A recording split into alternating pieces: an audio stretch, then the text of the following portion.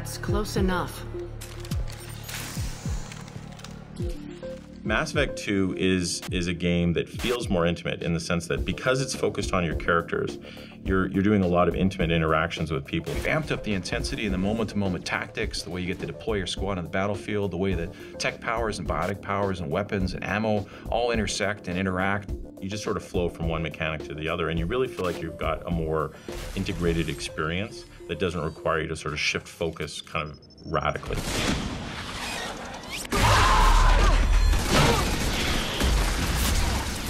That mech's got heavy armor plating. Those Quarians never stood a chance. This is gonna be one tough son of a bitch to take down. There's an intelligence and a logic to the world.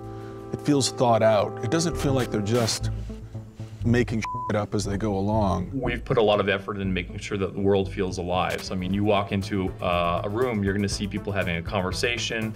They're gonna be over, chopping up monkey parts at the butcher's. All of these things create this world that starts to live and breathe and has some weight and has some credibility. And suddenly, you're not just playing a game, you're in that world. It really shows sort of the thoughtfulness behind the development of the game and that real sense of this is my own personal story. I'm not going to have an experience like anyone else who's playing the game. It personalizes it for people. They get more involved, more investment in what's happening around them. The technology has come so far that we can replicate a human in a video game. You're playing seemingly actual human beings that carry emotions, have thoughts, have personalities and different character traits. The conveyance of emotion and the conveyance of actual thought versus what a character is saying via facial expression is pretty incredible. The key to acting is in the eyes. They went to great lengths to actually articulate and differentiate people's eyes. We had a eye strike team that spent months on just the eye noise. So shaders, lights, rim lights, getting depth in the pupils because you end up looking at them, and if eyes are wrong, everything else will feel wrong. I just want to give your story its due. What, so you can try to do another smear job on me? I wish I'd done that the first time we met. We have a dialogue system that allows you to just constantly make choices as though you're having a natural conversation with somebody. So you end up having a conversation at real-time speed. It's this circle at the bottom of the screen, and it comes up and it gives you all these options of how you can respond in given situations. The top answers are the nice ones, and the farther you go down is the more mean you get. I feel like you do have more variety. It's not just be nice, or be neutral. I feel like there are other shades of gray in there. There's a lot of times that you'll get some dialogue options that are just hilarious, and you kind of just want to pick those just to see what happens. Stand still. Try it and you'll be scanning the inside of your colon. I'd almost pay to see that. And when you click the joke, you kind of feel like you made the joke, and it's one of those. And yes, you feel like you're the comedian, which is really hard to pull off to make the player feel like they're funny. It ends up being, I think, a surprisingly true-to-life experience where you're talking to people, but you know that something that you do or say will eventually have repercussions that don't get forgotten by the world that you're playing in. We want to have choices with consequences.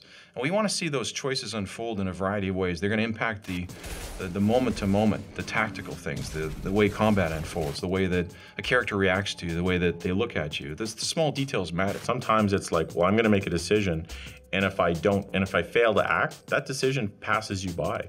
And you have to live with the consequences of not making that decision. Beyond that, we want to have choices with consequences on the people that you travel through the galaxy with, the companions. They're the mirror of your actions, the lens through which you see the world. The decisions you make choose what kind of future or fate that they have on top of what you have. There's times when you have disagreements between your team, so you actually have to sometimes pick sides. So you can actually damage your relationship with your henchmen, and that can have very dire consequences. Don't want me on team? Don't bring me. Can stay here, work on collector research. But no apologies. Did what was right.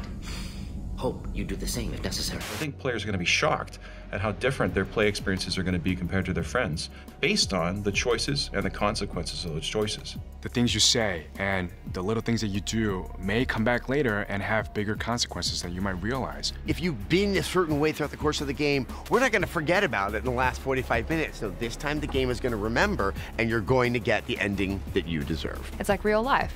You know, you do something bad, you have bad karma. Those decisions that are a butterfly flapping its wings that are going to eventually turn into a hurricane in the 5th act of the game is just, where's that hurricane going to go, and am I going to be killed by it? Death is a really important theme of Mass Effect 2. You start the game dead, and you can finish the game dead. And that shocked a lot of people.